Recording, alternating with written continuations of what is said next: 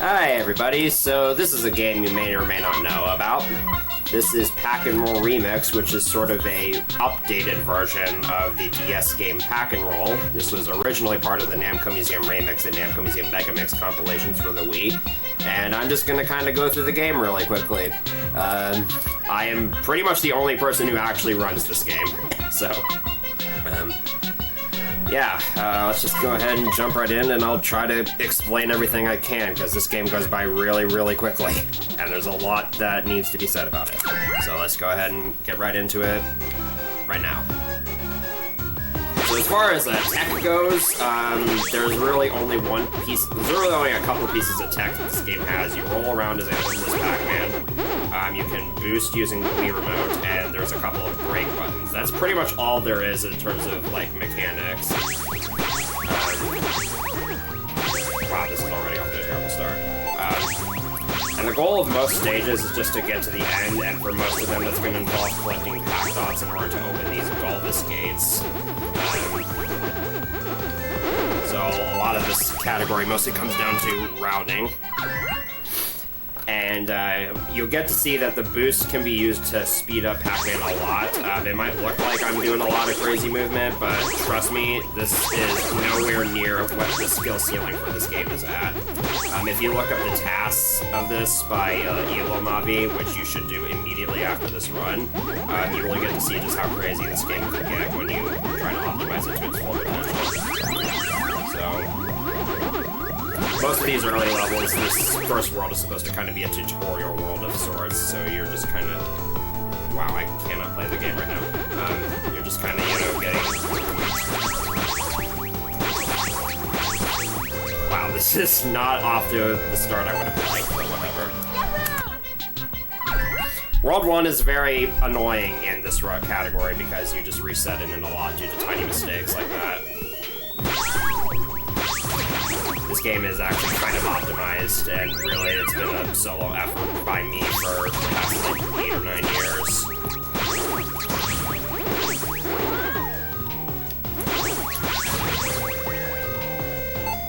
Yeah, that actually went well. And you may also be asking, well, if this is an 80% run, why do you already have all the levels unlocked? And that's really just so that I don't have to wipe my memory in this game every single time I want to do a run.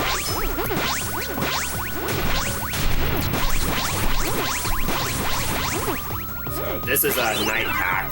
It lets you break metal boxes, and it also makes it a little bit heavier, so fast movement is not as intuitive.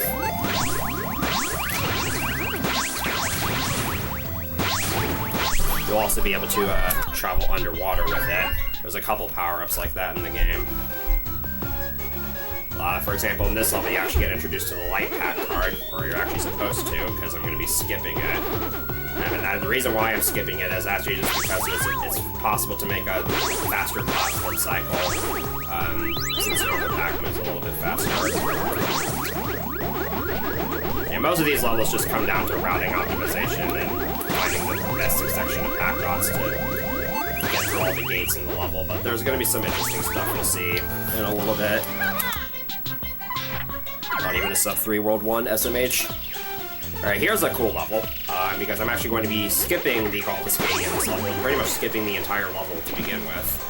Because one cool thing about this game is that if you boost while going up a slope, you can get a lot of height, and if you do this with the light pack card, you get a lot of height, and you can do a lot of unintended things.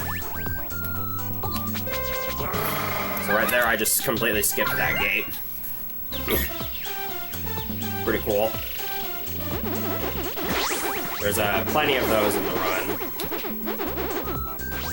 There's actually a gate skip in this level as well, but it's currently task only.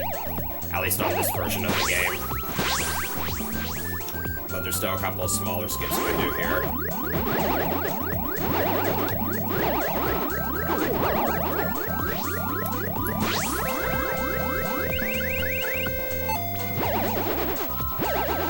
Alright, the next level is the bane of my existence, because the goal platform for this level is actually right behind where you start, but it's just barely not possible to slow boost to it and skip the entire level.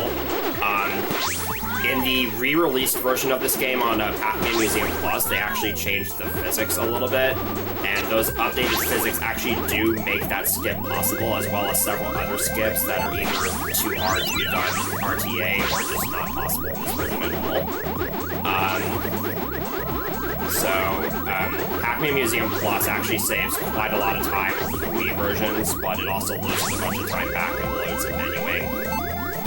And also, I don't have an efficient way to actually capture Pac-Man Museum Plus, so I'm just using the Wii version. They actually have separate leaderboards just because of all the differences in gameplay and how it affects the different categories.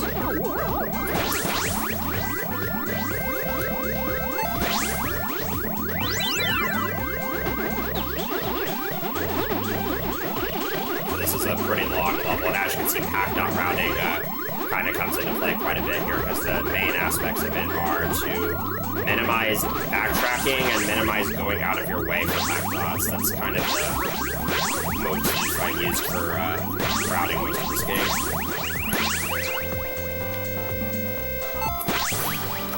There's actually quite a few Pac-Man emotes on FFZ. The Pac-Man community has some pretty great emotes. Anyways, this is the first fight against the original game's antagonist, Goldus. He's sort of this weird punk rock and roll ghost. And the goal of each fight is basically the same. You just need 3 power pellets to make him eatable, and then you have to do that 3 times. Power pellets are always in the same spot, so it's just routing, really, and just the fastest movement to get to them. This fight is actually tough to optimize because you have to find a balance between eating the 3rd power pellet as quickly as possible and not having to chase down all this.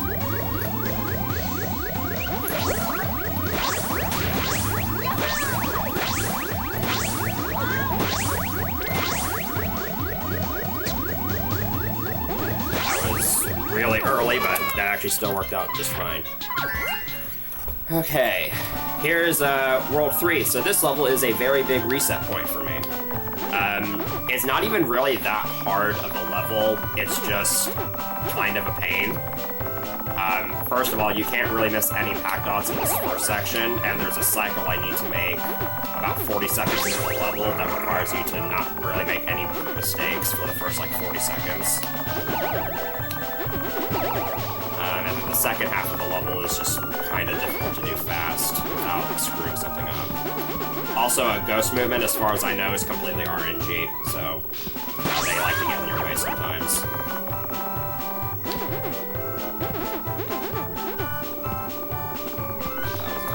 First half, I easily make the cycle. But this is the hard part of the level. I'm actually going to try to skip this car for the rest of the level. Getting those ledge grab hops is way harder than I just made it look. The most common way for me to reset in this level is to actually have too much speed when trying to get those ledge grabs, and I just fall off, and that just completely ruins the ledge pretty much. That was really, really clean. A 111 is pretty good for that level. This level is just... This level just sucks to optimize. There's a bunch of tiny things about it. I'm surprised I made that cycle. Ghosts like to get in your way. Momentum in this game isn't always consistent. And then I need to get the night pack. Need to get the night pack chocolate here, and yes, it is chocolate. But they have to get the remix instruction manual refers to it. This is another stage where Pac-Dot routing is pretty tight. So you can actually skip grabbing that normal pack card, so you don't have to eat Blinky in this section, but normal pack just moves so much faster. And because the Blinky moves on the cycle here, you can pretty easily predict where he's going to be. And just do that. That was a pretty darn good level. 55 is also a really good time there. Alright, 3-3 is pretty much just all cycles with these moving ghost platforms. Yeah, I'm gonna skip the safety power pellet there. I have 1 spare Pac-Dot for these first 2 sections. Alright, let's see if I'm gonna skip that checkpoint, because I would have just barely missed the cycle if I didn't. this actually isn't the fastest cycle. There's a cycle you can make that's even faster, that saves like 6 seconds, but good luck doing that in a real-time run. It's stupidly hard, and this run is actually very, very consistent.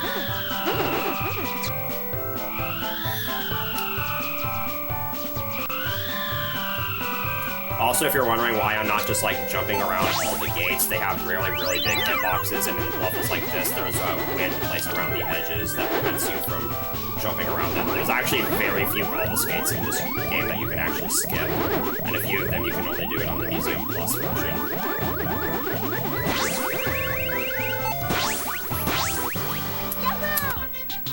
Okay, I forgot what level I was going to next. I believe Pac-Man Pinball does exist, but I wouldn't be able to tell you. Alright, this level is kind of weird. Because I'm gonna try to get as many Pac-Dots as I can. Is this actually gonna be a good first section? Okay, I didn't miss any Pac-Dots there, really. But you want to minimize the amount of Pac-Dots you miss in these first 2 sections.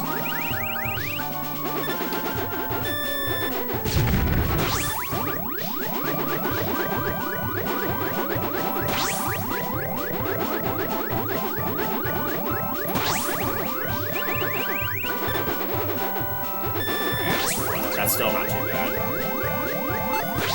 So this roller coaster ride is an auto-scroller, and you need to get it. You need to ride at least part of it in order to get enough Pac-Dots for the final gate. But once I reach 80 Pac-Dots, I'm just gonna die, and then I'll respawn back at the checkpoint. I'll still have all the Pac-Dots, so that'll just allow me to skip like the last part of this roller coaster. And this is why you don't want to miss any Pac-Dots leading up to this, because the fewer you miss, the sooner you can die.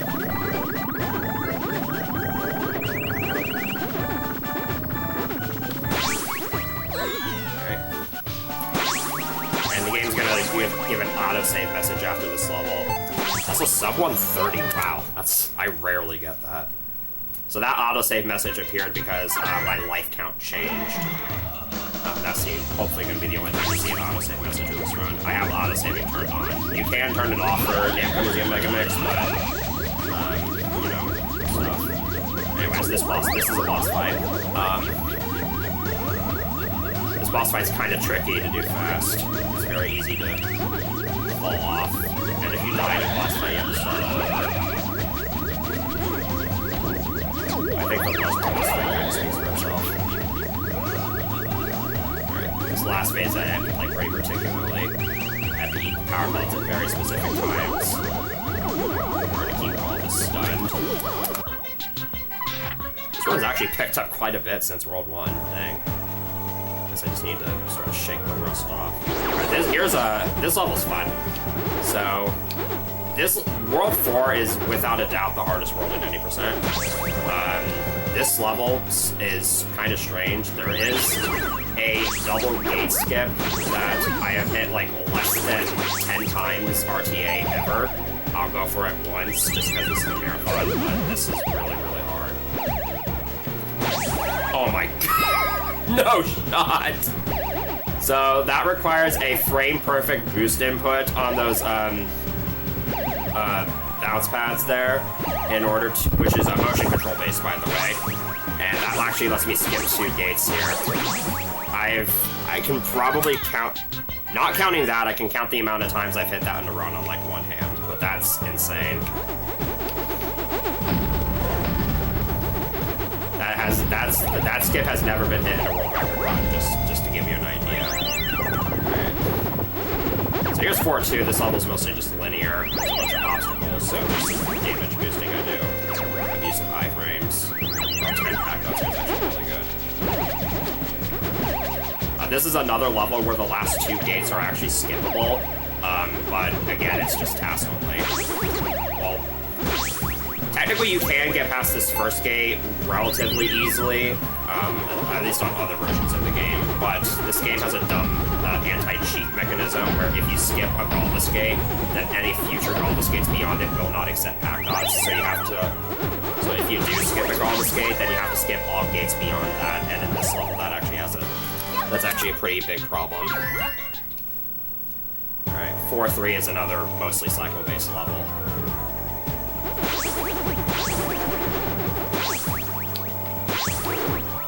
This is one of my favorite levels in the run, personally. So it might look like I just barely missed that cycle, but I don't believe you can make that cycle in real time. The task makes it, obviously, but I am not quite that good. Coming up is one of the reasons why this level is my favorite. Or not my, it's not my favorite, but it is one of my favorites. You kind of move into that bounce pad and get the recoil. And then I do it again here. Just instantly reverses your momentum. Slightly slow, but still 4-7. And then the next 3 levels suck in world record attempts. This level sucks because it's just kind of a long downward spiraling path. There's only one skip that's, okay, technically 2, but on this version only really 1 that's ever been found in this level because of the death planes are just so annoying to try to jump around. And checkpoints are very, very spread out, so if you die, your run is basically just over. Alright, hopefully that'll work. Oh, come on. So that's the skip that I was going to go for there. I'm going for it setup list.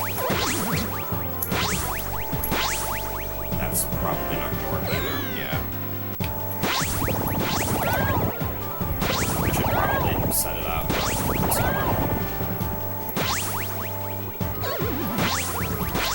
Yeah, I'm just going to set it up now.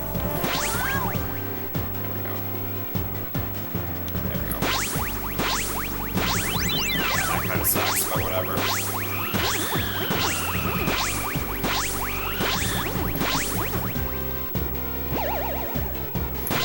Yeah, dying in this level is usually a very, very costly mistake. And it's usually on its own enough to kill any. Especially because if you're boosting and you hold even the slightest wrong angle, Pac-Man will just veer off to the side and just fall to oblivion.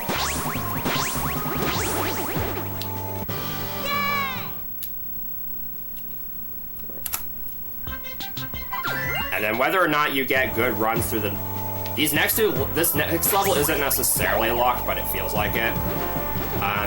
You saw me use this exploit for the forward 1 skip, but if you boost on the same frame that you come into contact with a bounce pad or lava, then you'll actually enter a boost state. And this can actually be abused a lot in this level to speed up a bunch of parts of it, but it's frame perfect and motion control based at 60 FPS, so I use it here to skip a bunch of those bounce pads, and then I'm going to use a bunch of lava boosting here.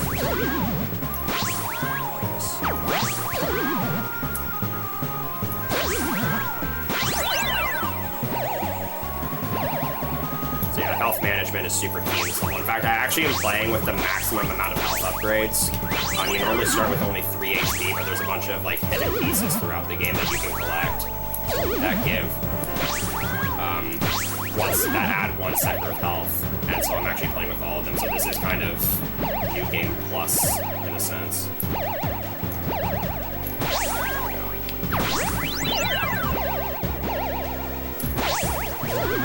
Not the cleanest level, but pretty good.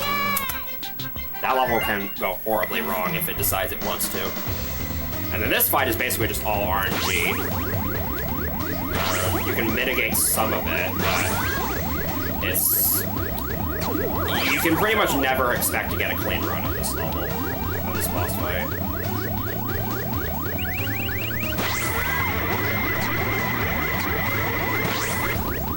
Yeah, this rotating platform really likes to be obnoxious. Alright.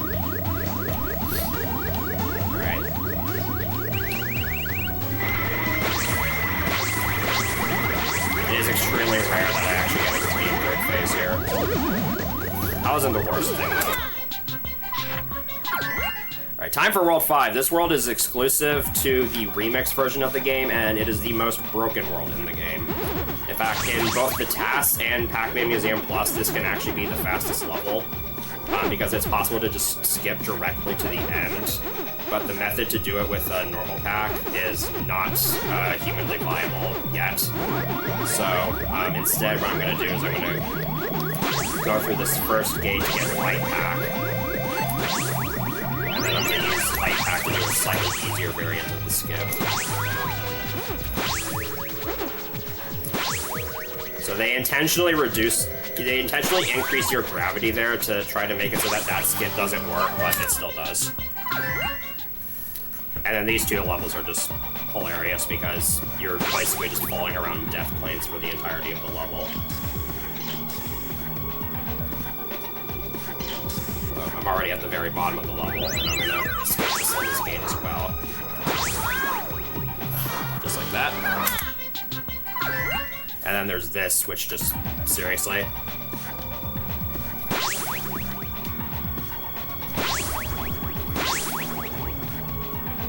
You could literally do that at home. It's that easy. Alright. 5-4 has a gate skip that saves like 10 seconds. And okay, that was beautiful.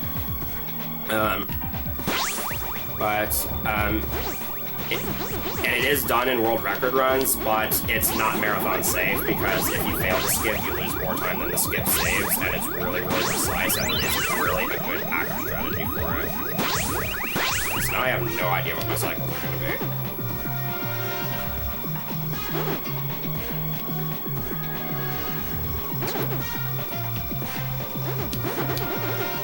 So I'm just going to opt not to do the gate skip.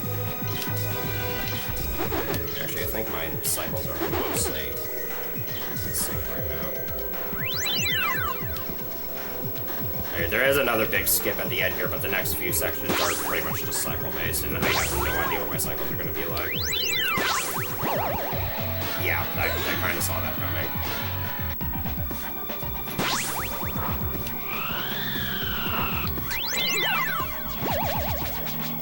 Alright, so there's that skip. Alright, final boss time. So this final boss is in 2 phases. This first phase is just going to be a lot of boosting around. So if you eat 2 power pellets on the same frame, it only counts as 1, and that can happen sometimes on this fight.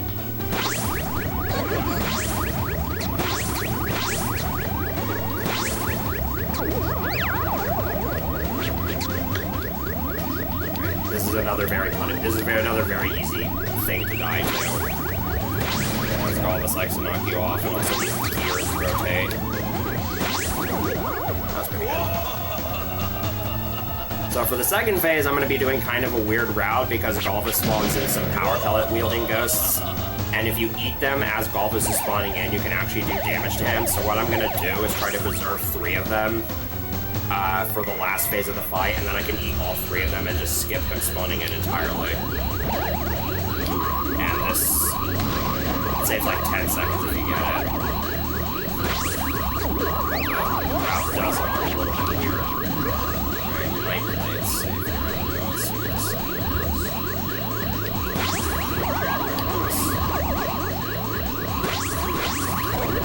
Alright, so the end of the run is coming up very, very soon. Just do that, and time. Oh, nope. And... oh! I don't know what my final time was. That'll have to be retimed. That was probably like a 23-1X or something. So there you go. That's Pack and Roll Remix. Not the cleanest run I've ever done of this game. It was like a minute off world record, but pretty cool showcase there. Happy I got to show this game off for you guys. If you want to learn this game, I will teach you everything there is to know about it on the one condition that you finish a run and get a time on the leaderboards, because like I'm the only person who like actually cares about this game. Anyway, so that's it for Pack and Roll Remix. Thanks RGLTV for letting me show this one off, and I'll be back with a much different game.